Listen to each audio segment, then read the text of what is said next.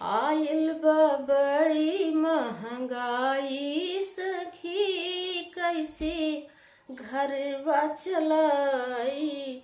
सखी कैसे घरवा चलाई, सोच सोच लागे ना ओंघाई। सखी कैसे घरवा चलाई, नून तेल गैस महंग होई गईले।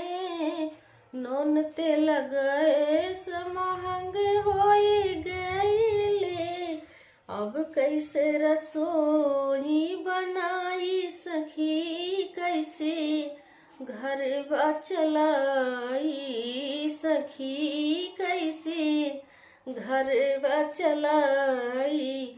सोच सोच लागे ना ओंघाई, सखी कैसे घरवा चलाई।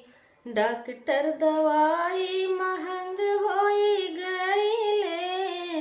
डॉक्टर दवाई महंग होई गईले, अब कैसे कराई माई बाबू के दवाई। सखी कैसे घरवा चलाई, सखी कैसे घरवा चलाई। सोच सोच लागे ना ओंघाई, सखी कैसे घरवा चलाई। शिक्षा रोजगार महंग होई गईले।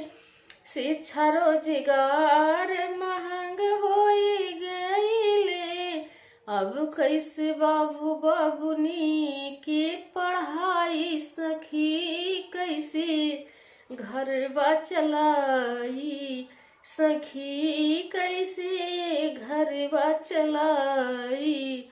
सोच सोच लागे ना ओंघाई, सखी कैसे घरवा चलाई। रोल डीजल महंग होई गईले, अब कैसे खेती या कराई। सखी कैसे घरवा चलाई।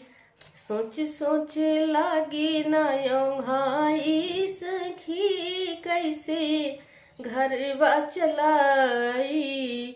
दूल्हा दहेज महंग होई गईले। दूल्हा दहेज महंग होई गईले, अब कैसे लाडोक ब्याह रचाई। कैसे घरवा चलाई, सखी कैसे घरवा चलाई।